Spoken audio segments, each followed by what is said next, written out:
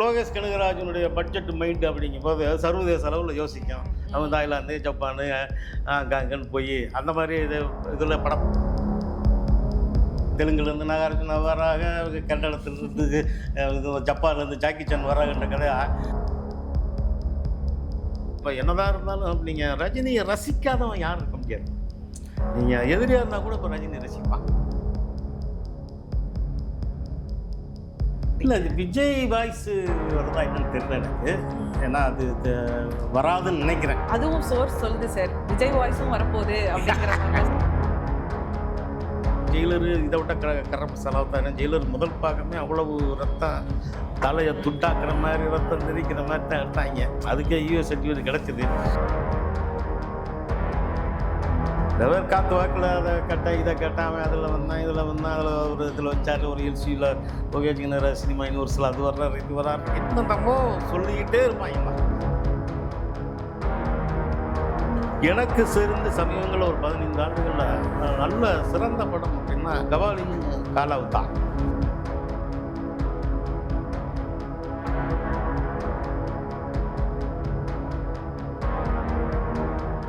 Whistle news நேயர்களுக்கு வணக்கம். பிரபல அரசியல் மற்றும் சினிமா விமர்சகருமான மூத்த பத்திரிகையாளர் திரு பரமேஸ்வரன் அவர்கள் இன்னைக்கு நம்மளோட அரங்கத்திற்கு வந்திருக்காங்க. அவர்கிட்ட இன்னைக்கான அரசியல் நிலவரம் குறித்தும் கூலி திரைப்படத்தை பத்தி பல சுவாரஸ்யமான தகவல்களை கேட்க இருக்கோம். வணக்கம் சார். வணக்கம். வணக்கம்மா. நல்லா இருக்கீங்களா? நல்லா இருக்கும். நல்லா இருக்குமா. சொல்லுங்க. இப்போ சன் பிக்சர்ஸோட லோகேஷ் கனகராஜோட இயக்கத்துல கூலி திரைப்படம் வர இருக்கு. ரொம்ப பிரம்மாண்டமா உருவாக்கி இருக்கு. அதை பத்தின ஒரு சில தகவல்களை சொல்லுங்க சார். அதான் இப்போ இதில் ஒரு சிறப்பான ஒரு சங்கதி என்னென்னா, ரஜினி அவர்கள் சினிமாவுக்கு 50 ஆண்டு பொன்விழா ஆண்டு, அவருக்கு வயது 75, அவருக்கு பவள விழா ஆண்டு. இப்போ 2 சிறப்பு மிக்க ஒரு நாளில் இந்த இதில் இந்த படம் ரிலீஸ் ஆகுது. அபூர்வ ராகங்கள் இதே 1970 அந்த 50 ஆண்டுகளுக்கு முன்னால் ஆகஸ்ட் மாதம் ரிலீஸ் ஆன படம் அபூர்வ ராகங்கள்.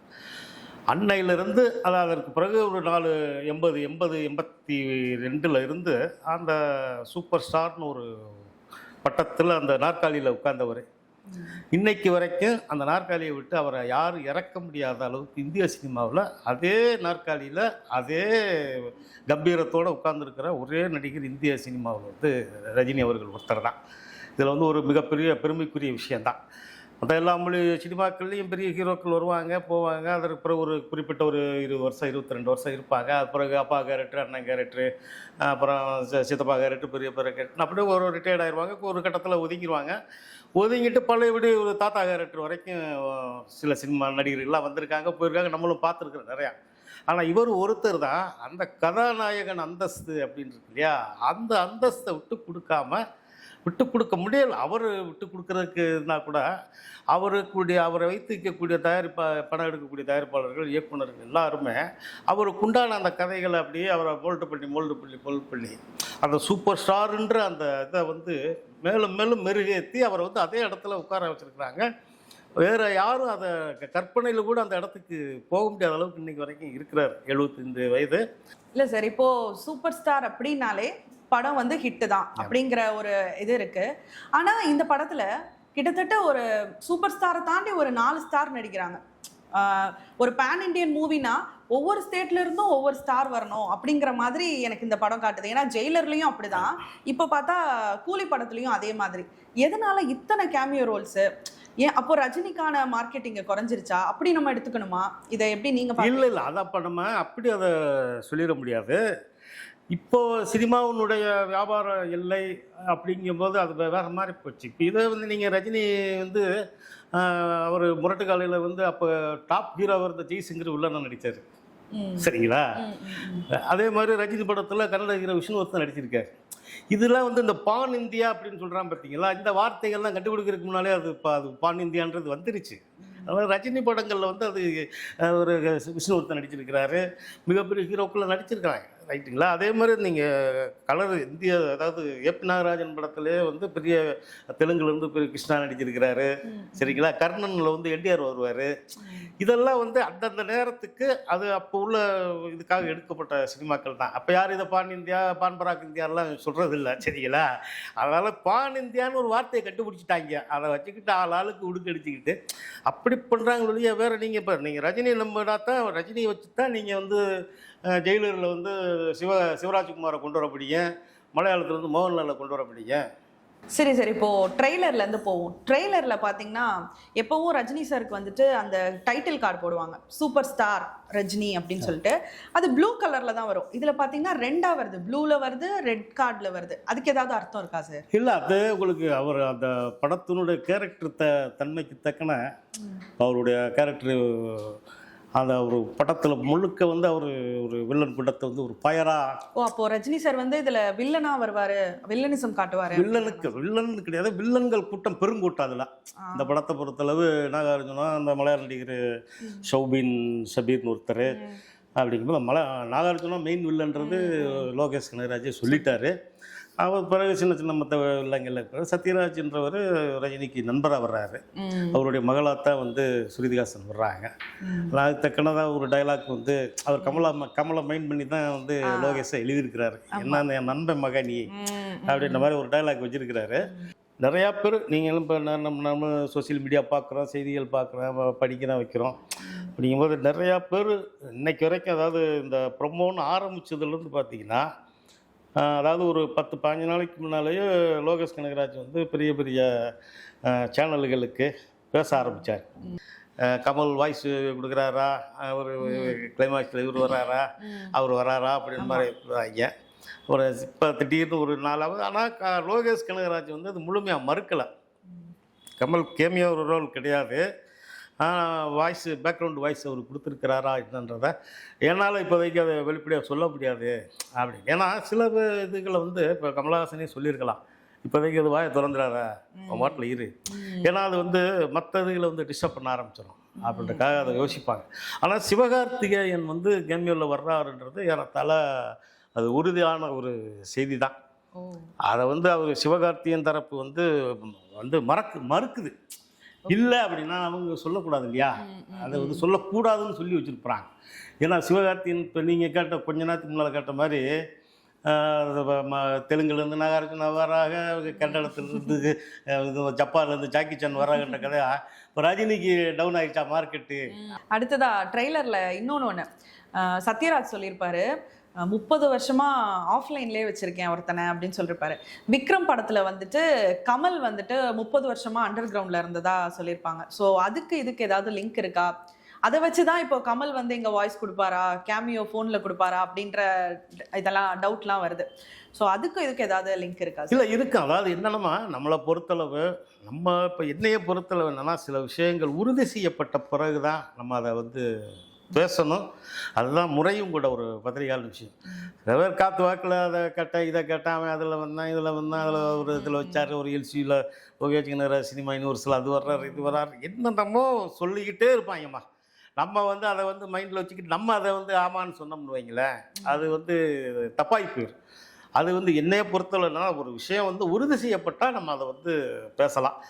நமக்கு லோகேஷ் கனகராஜ் பேசின வகையிலையும் அதே மாதிரி நம்ம அவர் ஸ்ருதிஹாசன் பேசுனது, அந்த மாதிரி சில விஷயங்கள் வந்து அவங்களா பேசினாலே அவங்களே வந்து அதை மறைக்கிறாங்க, இல்லை மறுக்கிறாங்க. இதான உண்மையாக இருக்க முடியாது. அப்போ அந்த இடத்துல போயிட்டு நம்ம ஆமாம் இருக்குது அப்படின்னு நம்மளும் வந்து கூட உட்காந்துக்கிட்டு வில்லுப்பாட்டு பாட முடியாது. ஆனால் நமக்கு என்னென்னா கூலி அப்படிங்கிறது வந்து ஒரு 30 வருஷம் முன்னாடி பாலாஜி ப்ரொடக்ஷனில் தீன்னு ஒரு படம், இலங்கையில் எடுக்கப்பட்ட படம் அது. அதில் அவர் கூலியாக வருவார் ரஜினி. அதில் வந்து அவருக்கு அந்த கூலி நம்பர் வந்து அந்த ஸோ அப்போ அந்த படத்துக்கும் இந்த படத்துக்கும் இருக்கும். ஏன்னா லோகேஷ் கனகராஜ் அவர் சொல்லியிருக்காரு, அதுலேருந்து தான் ரெஃபரன்ஸ் எடுத்திருக்கேன். ஆமாம், ஏன்னா அந்த பட்டை வந்து அந்த கூலி நம்பர் பட்டை வந்து அவர் 786ன்னு வச்சிருப்பாரு. அப்போ அவர் இஸ்லாமிய குறியீடு அந்த இதில் வந்து அவர் வேறு நம்பர் வச்சிருக்கிறாரு. நீங்கள் அதே துறைமுகம் அதில் வந்து துறைமுகத்தில் ஹார்பர்ல கூலி இருக்க மாதிரி தொழிலாளி இருக்கும். அவர். அதே மாதிரி தான் இதில் வந்து நம்ம அந்த ட்ரெய்லரில் வந்து பார்க்கும்போது அந்த மோனிகா சாங்கு ஆமா. அது இதெல்லாம் பார்க்கும்போது ஏறத்தாழ அது வந்து ஒரு கடல் சம்மந்தப்பட்டது, தங்க கடத்தல் சம்மந்தப்பட்டத ஒரு விஷயமா தான் நமக்கு புலப்படுது. அது உறுதி எப்படின்னு சொல்லலாம். அவங்களுக்கு ட்ரெய்லரு அவங்க காட்டுற அந்த விஷயங்கள்லாம் பார்த்தீங்கன்னா கடலோரங்கள் கடல் பகுதியை வச்சு மையமாக வச்சு நடக்கிற தங்க கடத்தல், அந்த தங்க கடத்தலை முறியடிக்கிற ஒரு கதாநாயகன் அப்படின்ற மாதிரி தான். அப்புறம் இது இப்போ லோகேஷ் கனகராஜனுடைய பட்ஜெட் மைண்டு அப்படிங்கும்போது சர்வதேச அளவில் யோசிக்கும். அவன் தாய்லாந்து, ஜப்பானு, அங்கன்னு போய் அந்த மாதிரி இதில் படப்பிடிப்பு நடந்திருக்குது. அதனால் மிகப்பெரிய அளவு தங்க கடத்தல் கும்பலை வச்சு தான் இது அநேகமாக இருக்கணுன்றது நம்மளை வந்து ட்ரெய்லர் வச்சு பார்த்து நம்ம முடிவுக்கு வர்றது. அதனால் அவர் லோகேஷ் கனகராஜே வந்து எனக்கு பெரிய இன்ஸ்பிரேஷன் வந்து தீயும் உண்டு.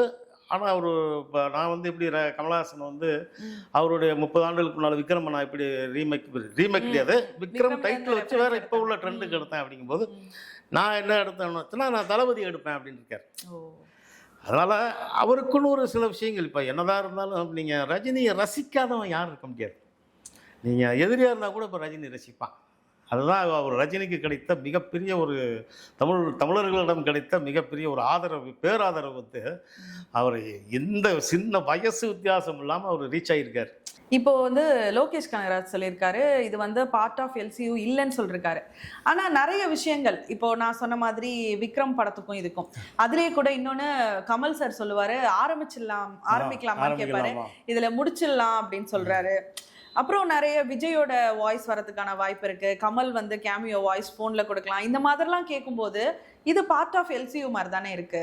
அதை பத்தி நீங்க என்ன சார் நினைக்கிறீங்க? இல்லை, விஜய் வாய்ஸ் வருதா என்னன்னு தெரியல எனக்கு. ஏன்னா அது வராதுன்னு நினைக்கிறேன். அதுவும் சோர்ஸ் சொல்லுது சார், விஜய் வாய்ஸும் வரப்போகுது அப்படிங்கிற மாதிரிலாம் சொல்றாங்க. இல்லை, எனக்கு என்னமோ அது உறுதியா வந்து வராதுன்னு எனக்கு நம்பிக்கை இருக்கு.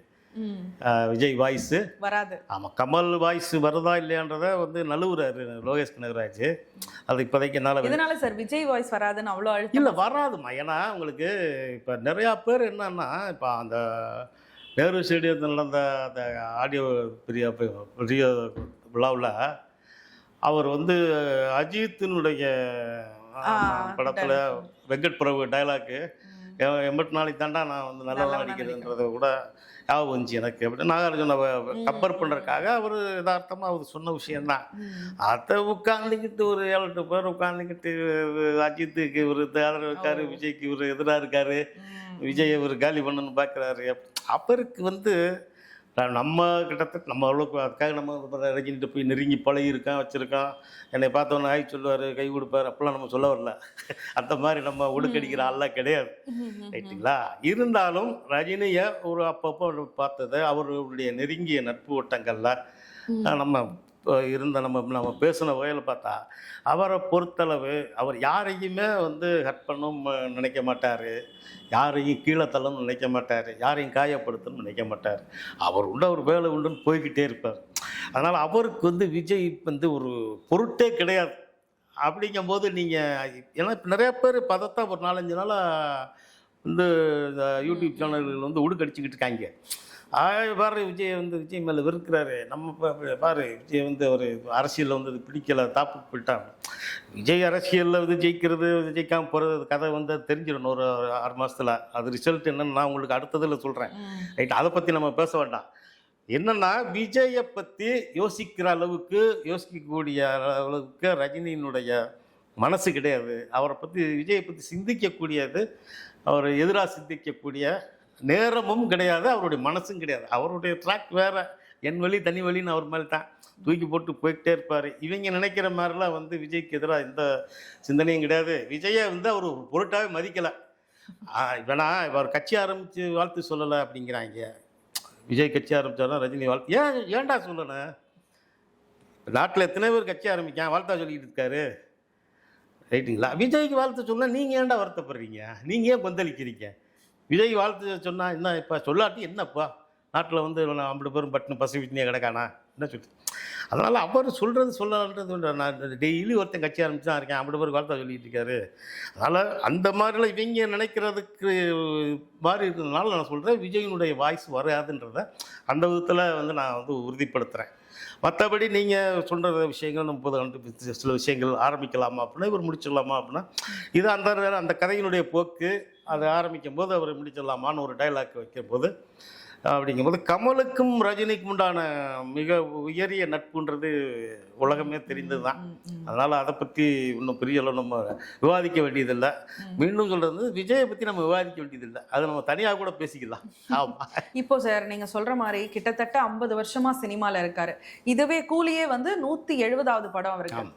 ஆனால் இது வந்து ஒரு ஏ சர்டிஃபைடு படமாக பார்க்குறப்போ அவரோட ஃபேன்ஸ் இப்போ சொல்லப்போனால் ஒரு 13 வயசுக்கு கீழே இருக்க குழந்தைங்கலாம் நாட் அலவுடு, தியேட்டருக்குள்ளே போகவே முடியாது.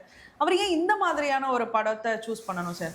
நல்ல கருத்துக்கள் இப்போ படம்னு எடுத்துட்டாலே ஸ்மக்லிங், ஃபைட்டு, ரத்தம் இப்படியான படங்களே வருது. அவர் ஒரு பெரிய இடத்துல இருக்கப்போ எல்லாரும் பார்க்குற மாதிரியான ஒரு படம். அதுதான்மா இப்போ நம்ம வருத்தமும் அதுதான். இப்போ அவருக்கு பார்த்தீங்கன்னா சமீபங்களில் ஒரு 15-20 ஆண்டுகளில் பார்த்தீங்கன்னா எனக்கு தெரிஞ்சு அவர் அந்த அப்போ உள்ள படங்களை விட்டுருங்க, முள்ள மலரும் 6லேருந்து 60 வரை அப்படிலாம் விட்டுருங்க. எனக்கு தெரிந்து சமீபங்களில் ஒரு 15 ஆண்டுகளில் நல்ல சிறந்த படம் அப்படின்னா கபாலியும் காலாவு தான். ஒரு சமூக பிரச்சனை, சமூக விஷயம் வந்து அதில் சொல்லப்பட்ட படம் கபாலியும் காலாவும் தான். ரஜினி சமீபங்களில் வந்த படங்களில் சிறந்த படம்ன்றது அதுதான்.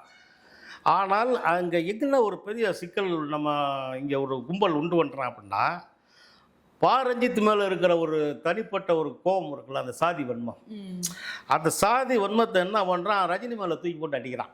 ஆனால் ரஜினி வச்சுக்கல, ரஜினி மேலே உள்ள தனிப்பட்ட காழ்ப்பு, ரஞ்சித் மேலே உள்ள தனிப்பட்ட அந்த சாதி வன்மம், தாசே ஞானவேல் மேலே உள்ள ஒரு சில தனிப்பட்ட விரோதம், இதை குறி வச்சு அடித்து அந்த படங்களை வந்து டேமேஜ் பண்ணுறது. இதை ஒரு கும்பலை வந்து கையில் வச்சு பொழப்பாக பண்ணிக்கிட்டு இருக்காங்க. அப்போ அங்கே வந்து அப்செட் ஆகும்போது தான் ரஜினி சரி எதுக்கு நம்ம போயிடுவோம் அப்படி. அப்போ அவரே சொன்ன மாதிரி நான் ஸ்லோ மோஷனில் நான் வந்து சண்டை போட்டுக்கிட்டு இருக்கேன் அப்படிங்கிறார். அவர் நினச்சால் மாற்றலாம். ஆனாலும் இன்னும் இப்போ அடுத்து ஜெயிலரு இதை விட்ட கர மசாலாவை தான். ஏன்னா ஜெயிலர் முதல் பாகமே அவ்வளவு ரத்தம், தலையை துண்டாக்குற மாதிரி ரத்தம் தெரிக்கிற மாதிரி தான் எடுத்தாங்க. அதுக்கே யூஎஸ் சர்டிஃபிகேட் கிடச்சிது. இப்போ இதுக்கு ஏ சர்டிஃபிகேட்னு கொடுத்துருக்கனால நிறையா தேட்டர்களில் வந்து போர்டே வச்சுருக்கிறாங்கன்னு சொல்கிறாங்க. 18 வயது கீழே வந்து டிக்கெட் கிடையாது. இல்லை ப்ரீ புக்லேயே பண்ண. ஆமாம், ப்ரீ புக்கிங் பண்ண பண்ணிட்டு இப்போ என்னன்னா நாளை கழிச்சு அது ஒரு பெரிய ரகலம் இருக்கும். ப்ரீ புக்கிங் பண்ணிடுவாங்க. கூட்டிகிட்டு போகிறவன் 10 வயசு 12 வயசு குழந்தைகள் எல்லாத்தையும் கூட்டிட்டு போகும்போது தேட்டருக்குள்ளே விட மாட்டேம்மா. அது நாளை கழிச்சு காலையில் என்ன இப்போன்னு தெரியல. அது ரகலம் எப்படி இருக்குதுல, அதை எப்படி சமாளிக்கிறாங்கன்னு தெரியல. அது வேறு விஷயம். நீங்கள் கேட்ட கேள்வி நல்ல கேள்வி தான். இன்னமும் வந்து அவர் ஒரு 7க்கு பிறகு ஒரு 2 படம் 3 படம் மிக அருமையான கண்டென்ட்டு, ஃபேமிலி ஓரியன்டாக அப்படியே இன்னமும் மக்கள் வந்து அவரை கொண்டாடுற மாதிரி, குழந்தைகள்லேருந்து பெண்கள் வரைக்கும், முதியோர்கள்லேருந்து பெரியார்கள் வரைக்கும் எல்லாரும் கொண்டாடுற மாதிரி ஒரு கண்டென்ட் ஒரு 2 சினிமா அவர் நடித்தார்னா, அவர் இன்னும் ஒரு சினிமா விட்டு விலகினாலும் விலகி இன்னொரு 25 வருஷம் ஆனாலும் அவர் தான் சூப்பர் ஸ்டாராக இருப்பார். அதுதான் இப்போ உங்களை மாதிரி வயசுள்ள ஆட்களுக்கும் அதான் ஒரு மனசில், என்னைய மாதிரி அவரை வந்து நேசிக்கிற ஆட்களுக்கும் நம்மளுக்கு மிகப்பெரிய ஒரு விருப்பம். அதுதான் இதான் நடக்கணும்னு நினைக்கிறேன். பாப்பா அவர் என்ன முடிவு பண்ணுறாரு. சரி சார், நிறைய விஷயங்களை எங்கள் கூட பகிர்ந்துட்டதுக்கு ரொம்ப நன்றி சார். ரொம்ப நன்றிம்மா.